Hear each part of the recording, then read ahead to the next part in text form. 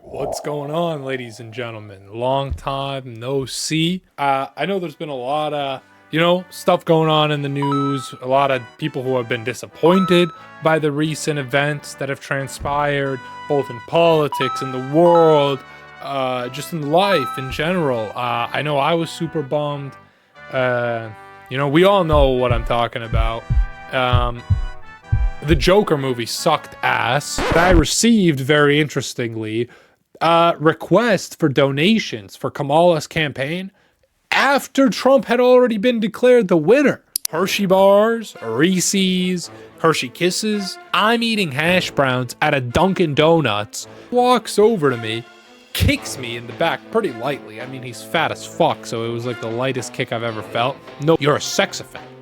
Getting your wallet stolen, lost, whatever, is like having to get a whole new identity. But the most embarrassing thing, I'm walking down the street and having to turn around midway.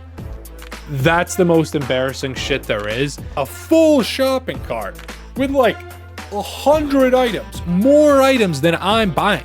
I clogged the toilet at my office. There's no plunger. 2 days later, we get an email like, if anyone has used the cleaning brush as a plunger, never do that again. We're back. We're kind of coming back here.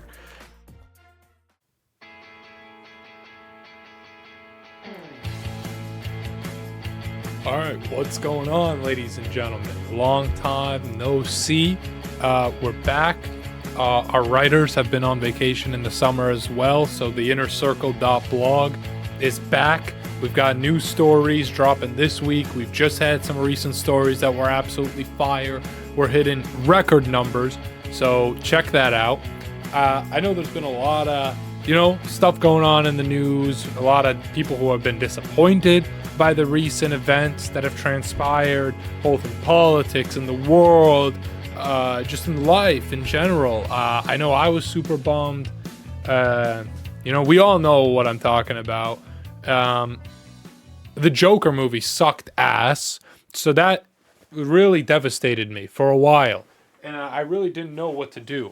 So I've got my suitcase here, briefcase here, whatever you want to call it, with some notes. I've been taking notes of stuff that's been going down in the recent times, and we're going to be having a little bit more of a jam-packed episode with more material, quality over quantity.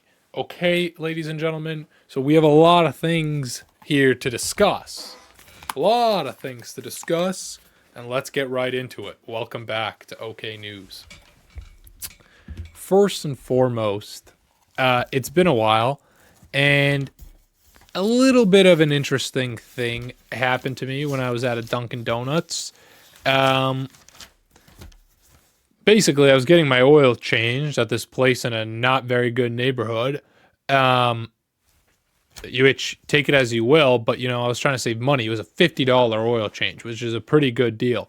And so I'm waiting for it. I wanted to go, maybe get a donut, get a coffee, walk over to the Dunkin' Donuts. I'm chilling there, maybe like 1 minute in to eating my hash browns. I've ordered everything. I'm just sat down. I'm like, just started eating. And I notice from the corner of my eye, the fattest guy I've ever seen is walking into this Dunkin' Donuts. And I could just tell this guy was up to no good. Like, he looked like he was on crack, like not even a normal homeless civilian. Like, he looked like a drugged out or like a crazy homeless. You could just tell something was off. He walks in. I'm kind of like sitting towards the entrance, but once someone walks in already, I can't really see them. But I know who's coming in and who's not. And I was just kind of eyeing him from the corner. He just walks over to me, kicks me in the back pretty lightly. I mean, he's fat as fuck, so it was like the lightest kick I've ever felt. No power, no strength to this guy. But it was so interesting because the first thing he said to me, he said some name that's not my name, some random name. And then he was like, "You're a sex offender." So I literally got called a sex offender and kicked by a homeless guy. And I haven't even sex offended. There's literally actual sex offenders, politicians, whatever, people who are famous, celebrities, movie producers, just walking around free as day, nothing ever happens to them. I'm eating hash browns at a Dunkin' Donuts, never sexually offended anyone, and I get the repercussions? What the shit is this? What the shit is this? I haven't even gotten to sex offend anyone yet. This is some bullshit. I'm not even like, what the fuck? It's just like, it was a catch-22. I was just like, bro, I'm not even successful in sex offending. Like, I haven't reached that level yet, and yet I'm getting kicked? What the fuck is this? But yeah, we've got a lot of stuff, a lot of notes here to talk about. That was just kind of the first story I wanted to get out of the way because it's insane. I've never had this happen to me in the history of my lifetime where someone has just kicked me unprovoked for no reason. I've never met this guy. He just came out of nowhere. I've never had this happen ever. Okay. So that's a little bit of an interesting story that I wanted to bring up. If you are at Dunkin' Donuts in Waltham, Massachusetts, be careful. Watch your back. Watch your six. But it kind of also just the lack of security and how easily he was just waddled right in there and kicked someone. And then right after also, by the way, another lady who was homeless, who I think was just trying to maybe get some money out of me, was like, oh, I'll get those police officers over there. I'll get help for you. I'll get help for you. And I was like, no, I'm good. Like, I'm just trying to leave. Like, my oil change is right across the street. I don't want my oil change people seeing me cause a scene over here. Like, I just want to walk back across the street. I'm done. I'm eating my food. I'm out of here. She's making it a bigger deal. So two cops literally start talking to her about it, and then they come over to me, and while I'm walking back, they're like, are you okay? I'm like, yeah, I'm okay. And they were like, was he there before you? And I was like, no, he wasn't there before me. And why does that's like the most irrelevant thing I've ever heard. But they did a great job, whatever. They were very nice about it. But it just made me realize how easily people can walk into really any building, because Dunkin' is one thing. Anyone can walk into a Dunkin' really and look like a customer. But I also just realized, like, I was at a sports club and I was just trying to check it out in this town that I was visiting. And it said, like, you can get a free guest pass, whatever, if it's your first time. So I showed up and there was no one at the register, no one at the front desk. I walked right in, was walking down the stairs, up the stairs, looking around to different areas. There was no attendants or workers there. And I was just in this like resort / like athletic club. Like, I was just in there amongst the members, not paid, not checked in. No one knew who I was, no security, literally could just do whatever I want. And just made me kind of realize, like, there's a lot of places around the world. If you just imagined all the buildings, skyscrapers that you look at that you haven't been in, that you've never seen, but you could easily go into.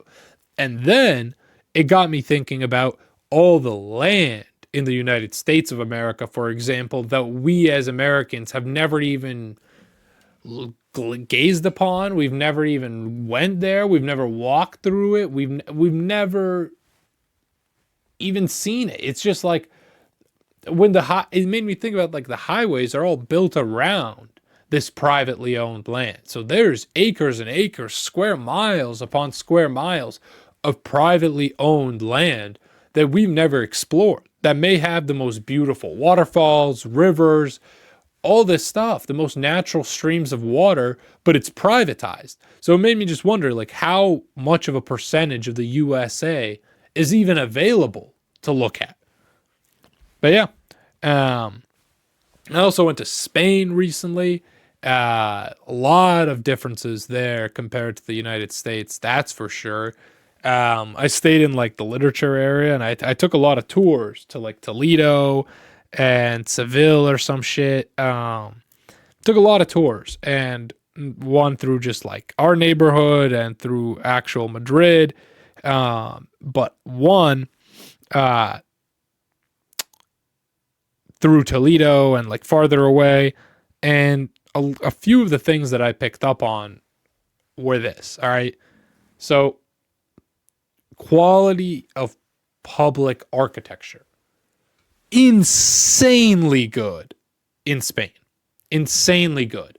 And what I mean by that is you could be a normal person just walking around, through the streets, through the publicly available streets, um, and you're looking at architecture that has been heavily invested in, that's top grade, has intricate designs that makes you emit an emotion, that makes you feel inspired to create, and it makes you feel greatness. It makes you honestly feel greatness because this is grand architecture where you can tell it took a lot of effort and a lot of manpower and a lot of resources, and you don't feel like a bum when you're walking through a street that is that expensive to make for apps and so decadent for no reason.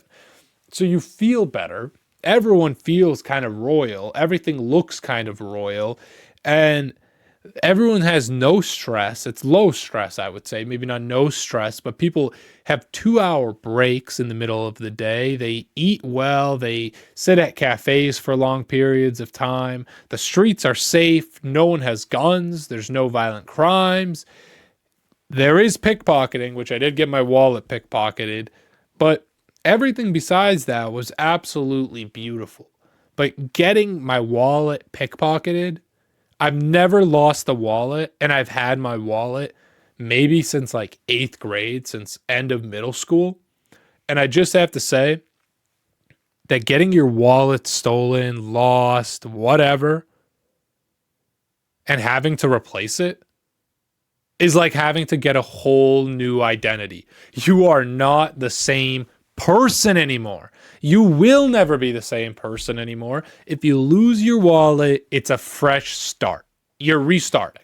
You are essentially saying, I am a new human with a new identity, and you can call me as such. Obviously not, but I'm saying like, it's literally like a whole new you. Just having it fit differently, having it open differently. It's a new era of you. And so that's what this is. The most, and this is also something I picked up there, but the most embarrassing thing while while being a tourist or on vacation, but also just in your home city, because even here it's more embarrassing. When I'm in Boston, it's even more embarrassing because if I'm walking down the street and having to turn around midway, where it's quite obviously like the middle of the street, like you're not turning around because that's the actual way you're going, but you just realized you went the wrong way. That's the most embarrassing shit there is, and the most acted upon act. As in, like, I literally will create a diversion and make the most believable character, like method acting stance. Like I will just go into this state of method acting where I pretend that I've just I check my phone, check the directions. Oh, it's that way. Okay. Literally everyone turns into the greatest actor in the world when this happens. I don't know why it's so embarrassing, but something about like not knowing where you're walking and making a mistake in a walk is crazy. It's just crazy. It's crazy embarrassing. And yeah, it's not something that I think I'll ever stop doing. Like, I don't think I'll ever be okay with making a mistake while walking. Just to get in and fill a little bit of the conspiracy minds for people, we're going to be talking about the presidency, obviously, and Trump winning later on, but at the end. But a conspiracy that I've discovered, two conspiracies actually. One is the wisdom tooth removal. So I'll play a clip right now, and it's about wisdom tooth removal, and it's going to basically depict what teeth are the most common teeth to get removed and what teeth are able to be extracted for the most stem cells possible. So let's roll this clip.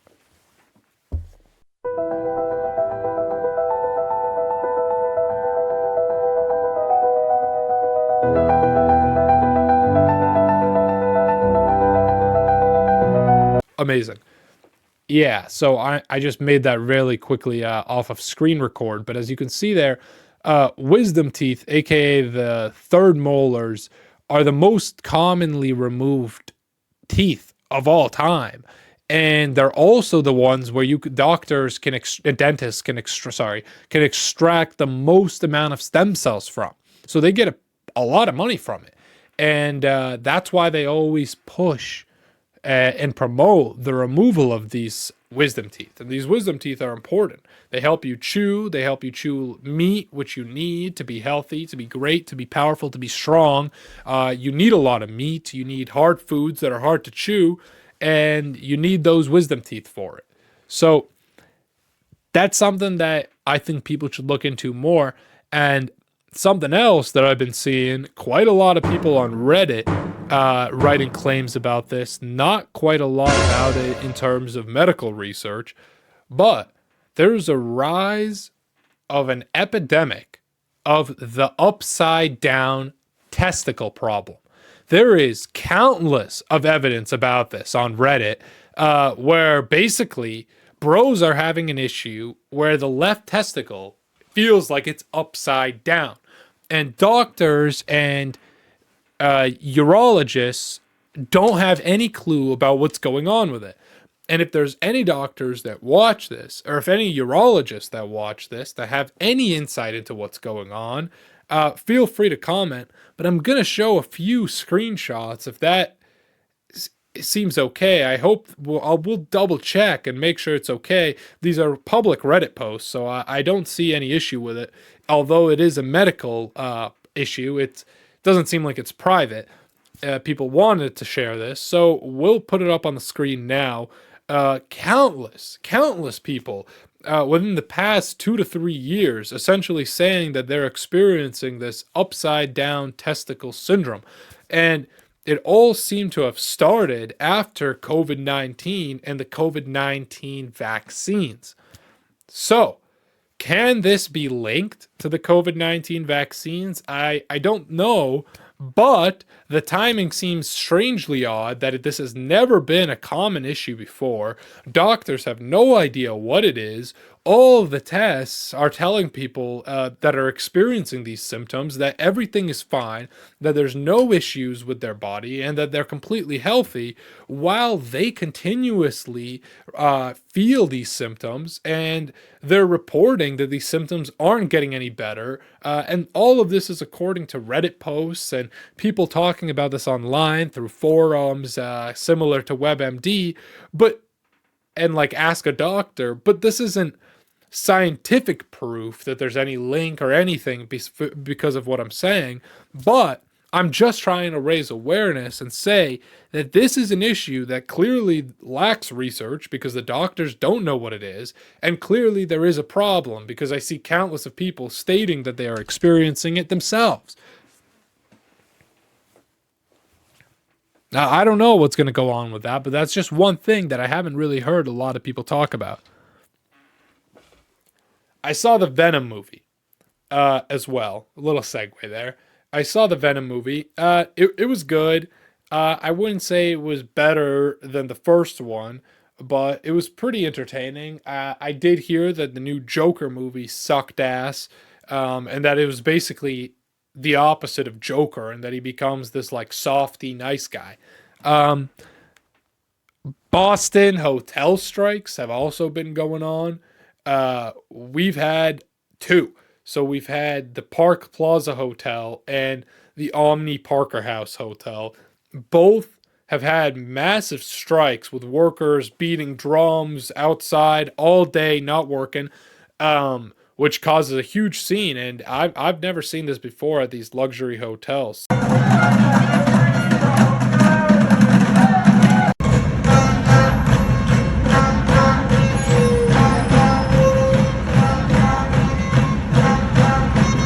So clearly some issues are going on. They're not paying them enough. I think there was something to do with the tips as well, because they're able to pay them less as long as they are accommodated with tips, but it doesn't usually happen. So we had votes about that here in Massachusetts, and it didn't get passed. So I think that the same rules will still apply, that they'll be able to supplement income, wage income with tips. So This is breaking news. Breaking news. In 23 years of life, I've only experienced this week. Okay. Reese's peanut butter cups. Yes, that's right. Reese's peanut butter cups. I got a triple wrapped Reese's peanut butter cup defect where I had 3 peanut butter cups on one candy.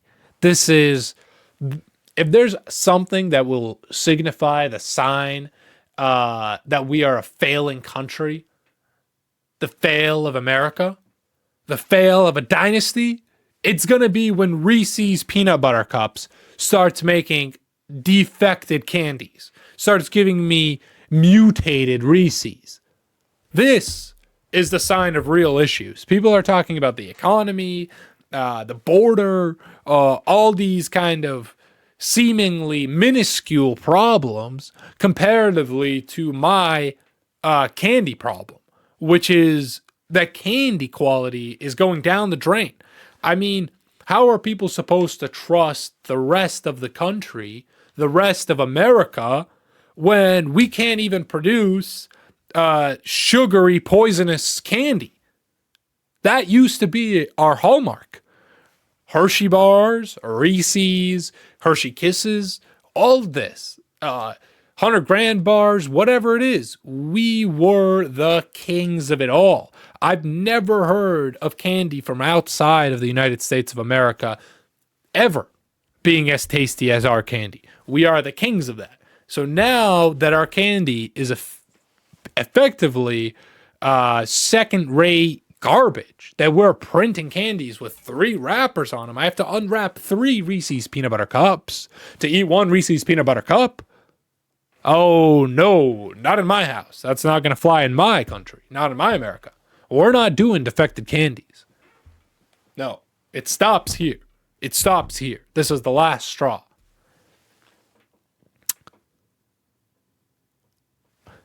Now, this is also, speaking of economy, a homeless woman, I don't know how to feel about this. A homeless woman, while I was basically shopping at a grocery store, asked me if I can buy one medicine for her, a medicine. And I said, oh, okay, yeah, sure. One medicine. I mean, how could I say no? It's not, they're not asking for money. They're not medicine. Like, what the fuck? Yeah, okay, sure. I say, yeah. We walk around the corner, pharmacy's closed. We're like, oh, okay. Whatever. Well, I tried, but it's closed. How am I supposed to buy it? So I keep shopping. She comes and finds me. And she's like, I found a different medicine. Like, can you buy me this item? It's like, it will help me too. I was like, oh, yeah, sure. Where's your shopping cart? She leads me around to the checkout, and it's a full shopping cart with like 100 items, more items than I'm buying. Okay. I'm not like Richie Rich over here. I thought it was going to be one, like maybe vitamins or medicine. It kind of sounded like she had a kid or something. It was a shopping cart of like, it had Coca-Cola in it, chips, snacks, the most unhealthy shit I've ever seen. Packed more food than I'm getting. I could not afford this at all. I was like, yo, I'm sorry, I cannot buy all this shit. And she got mad at me and started like yelling at me in the middle of the supermarket. And I was like, yo, I did not sign up for this. I'm out. Just dipped out and continued shopping. Everyone was like, it was a scene, but I mean, I didn't know what to say. I didn't know if I was in the wrong. It made me feel like a dick for a moment, but I was like, I didn't sign up for $200 worth of groceries. This shit's already expensive for me. If you're bored of board games, I'd like to introduce you to the first of its kind, both digital and physical card game. Cryptlandia uses traditional playing cards that are linked to a digital NFT version of the card. While you play the card game, your phone is in front of you, scanning all the cards on the table with its camera and displaying the results of the game on your screen. It's super simple, okay? You play the game and your phone tells you what's going on and who's winning, and is playing out the battles of your card game in real time, in a almost like a video game cutscene style. It's kind of like controlling a video game with physical playing cards. Visit Criplandia to learn more and follow us at Pilgrim Apes on Instagram and Twitter to join the voyage. Car registration is the absolute worst. Car stuff. I haven't gotten my registration renewed basically because I bought out a lease of a car, and now I can't get my inspection, and every single time that I go to Boston, go into the city, I get basically a parking ticket now. It's a racket. These people run a monopoly on parking. It's insane. The most embarrassing thing that's happened to me in the past couple months probably is having to, all right, I don't even know how to really start this one. This one's kind of fucked up. Basically, I clogged the toilet at my office, like at my offices, in the building, and there's no plunger in the actual bathroom. I think it's in the other bathroom on the first floor, and my office is on the second floor. So it's clogged, and I'm panicking, and there's no plunger in there. So I just used, one of those, the brush thing, kind of, to just go like this, and it went down, it went away. But then I put the brush thing just back in its thing. And then went about my day. Everything seemed fine. Normal. The toilet was working. No one had an issue with it. 2 days later, we get an email like to all the tenants from the landlord who owns the office building, and it said like, "Hey, yeah, guys, just an update.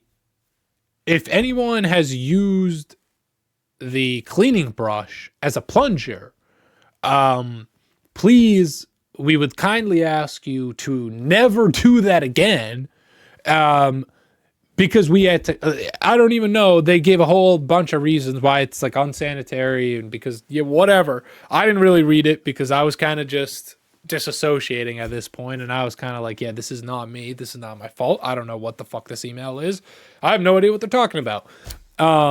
And yeah, basically it started like a little bit of an investigation. So I'm kind of laying low right now. I'm a little bit wanted in my office building for clogging the toilet.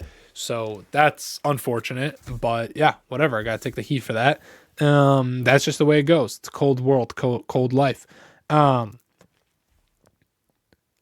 Just a general question for life. Why do we go on our phones during awkward situations? I find myself doing this all the time as well, but I've just noticed that when something's awkward, the first response is always to go on your phone. Why?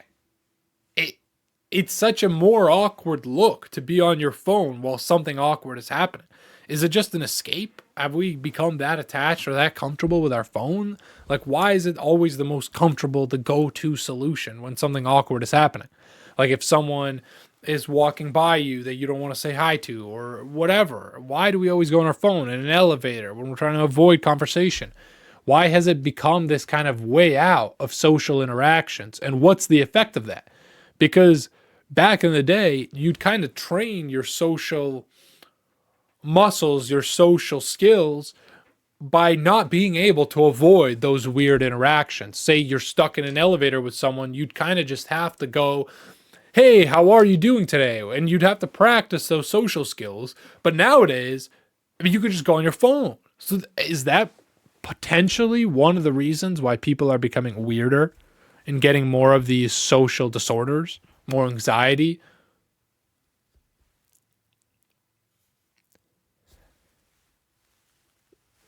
Setting low expectations can be really good. I was in line and at the store, and this like stoner bum in front of me who didn't have a phone number, because when they asked him for the phone number, he was like, "Oh, to his girlfriend, can you give them yours? I don't even have a phone," to the lady. I was like, "What the fuck is this?" So doesn't remember his email. I was just watching this. The girlfriend was paying for everything, and I just realized, like, if you set the bar low, obviously this is a joke, and obviously I would never want to be like this, and you shouldn't either. But I just realized, like, setting the bar low sometimes in one way to look at it has its benefits. Like no one gives you shit for anything. I make one mistake, I have people up my ass. What is like when I saw this, I was like, my brain was like, if you just don't let anyone depend on you for anything, no one gets mad at you for letting them down because you're already a bum. Everyone already expected that. So there is some good to it, but definitely don't be like that. It's still better to be needed than to be comfortable. And that's just a fact. It's better to be needed than to be comfortable. Better to be needed and busy. But how many times I'm listing through these topics that I've just been writing notes as I've been going through life the past couple of weeks, month. So I'm just going down these things I've written down. It's all completely random, so I understand that it has no correlation to one another. But I was in Cape Cod and I saw a spider on my bed, on top of my bed. And I tried to get it off, whatever, tried to move it, to flick it off. I'd like to not kill spiders. So I tried to move it, couldn't move it. It got lost in the sauce, in the sheets, back into the ecosystem. So I know it's in the bed. It was impossible to go to sleep. It was like completely... all I could think about was the fact that that spider was waddling around through my bed. I stayed up till like 3 a.m. because of that. So to be honest, it made me kind of question, like, how many times do we unknowingly sleep with a bunch of spiders in our bed? And it's like the fact that you are aware of it just changes the comfortability so much.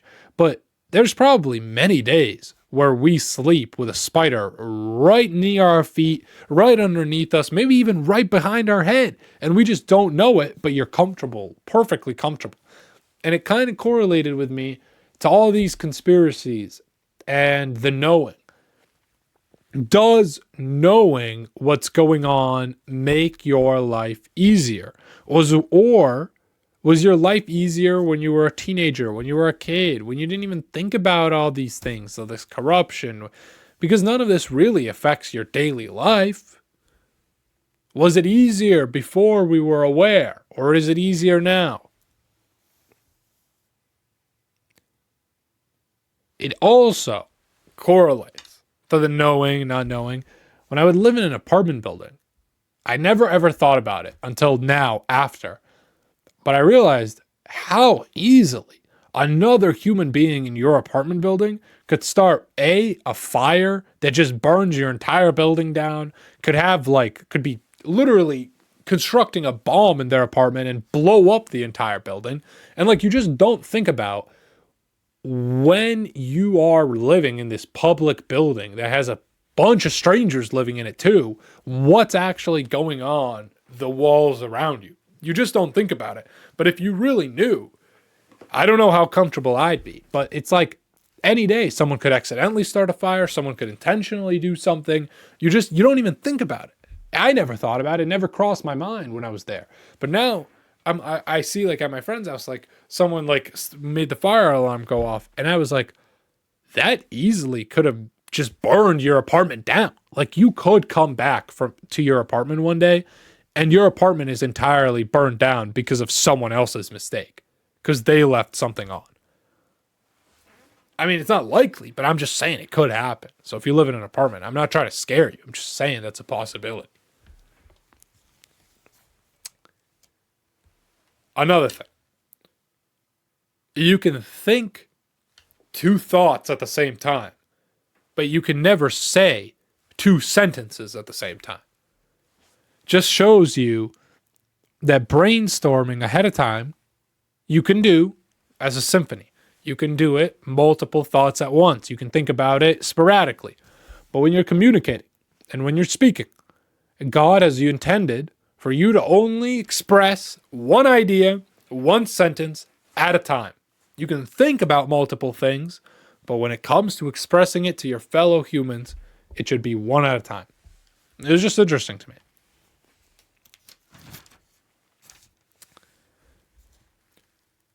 I also love how weird society makes it to do anything that's not the normal. Like everyone says they like art and music, and generally people do look up to talented people who are famous. But when someone is doing it and hasn't made it yet, and is just starting out in their journey, it becomes as if there's no weirder idea to wrap your mind around than that. Like people judge so much when you're just starting out, but yet they claim and they seem to actually like the final products of a lot of these artists. But they would have made fun of them when they were just starting out. It's just ironic.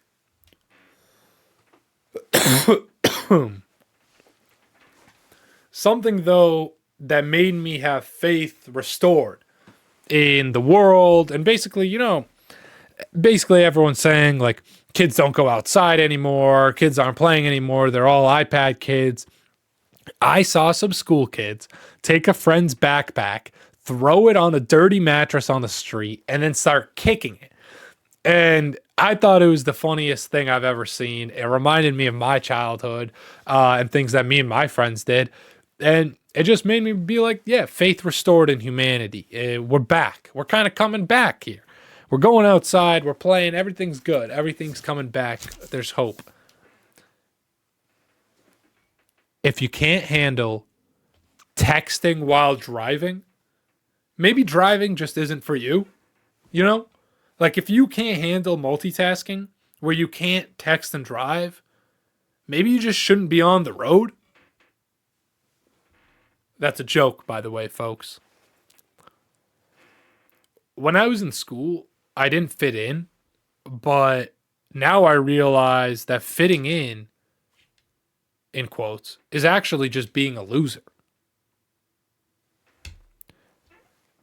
Do nurses actually wear the same scrubs every day? Or do they clean them? I don't know. But I do know that humans weren't meant to sit at a desk for 8 hours a day, watch TV for 2 hours, and then fall asleep. Have zero creativity, only try new things when they have to for work, eat poison, wear poison, and spend all their money on things that only hurt them. I don't think we were meant to do that. Let's get into the more recent political news, okay? Trump won. He won the presidency. We have to get over that. I see a lot of people making excuses, making reasons for why the Democrats lost. Trump won. It's because his campaign was sick as fuck. And it's because Kamala sucked ass. It's not because the Democrats have failed. The Democratic Party has worked for a long time.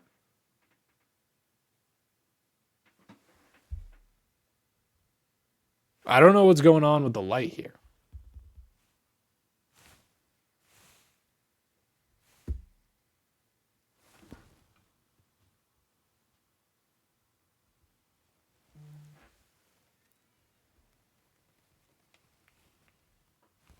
Yeah, I don't know what's going on with the light there. Seems like we're having a little bit a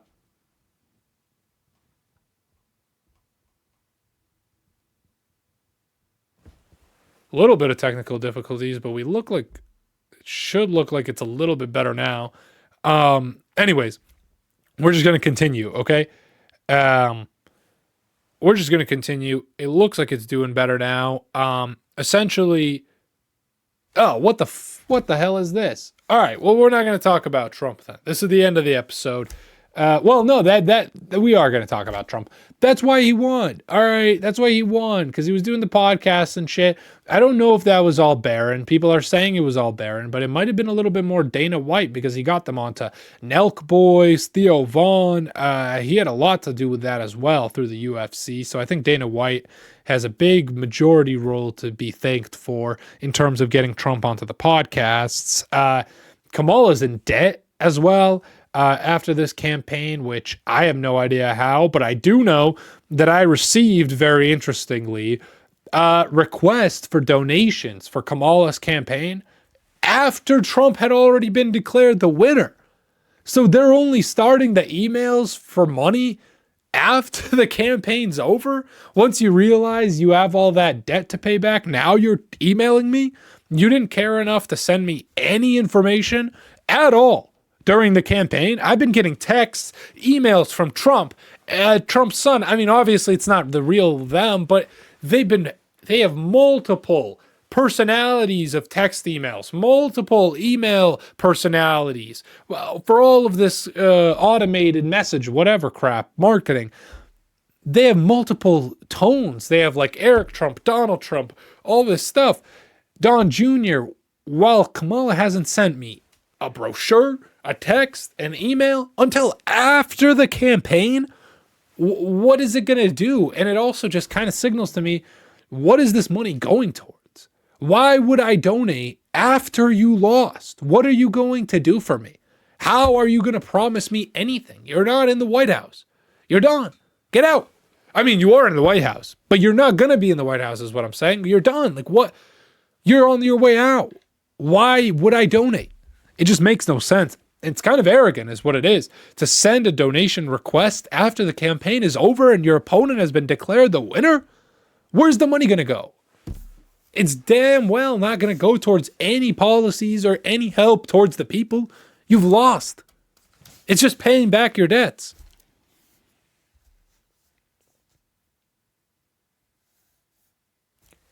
But yeah, that's everything I really had to say. I hope you've all enjoyed a little bit and you all are going to read the innercircle.blog. We have amazing new stories coming out. And yeah, so I hope you guys like the new quality. Maybe the settings weren't ideal because I saw a little bit of issues there throughout the episode, but the quality looks a little bit better in terms of resolution. Again, thank you for our sponsors, Craplandia.com, the ultimate digital and physical playing card game available now for pre-IPO sales. They have the coins that they're being sold right now. The coins are available. It's an ICO, initial coin offering for all the crypto bros. Check that out. TheInnerCircle.blog for all the comic bros. We have new comic recommendations of comic series. We have a lot of political satire there for all the political bros.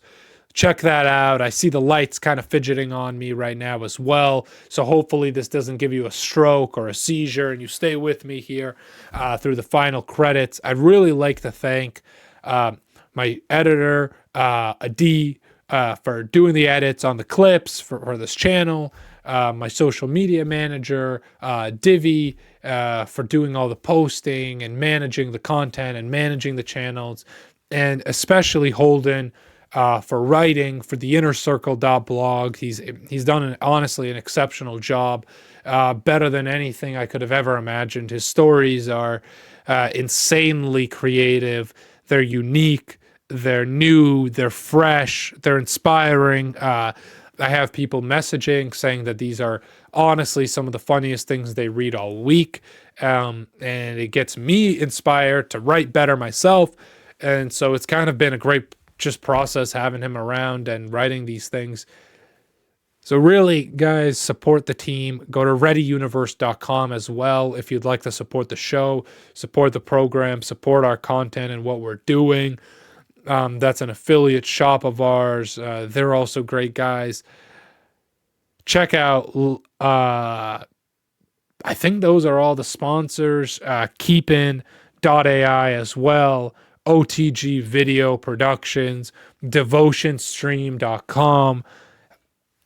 We love you all. Good day and good night.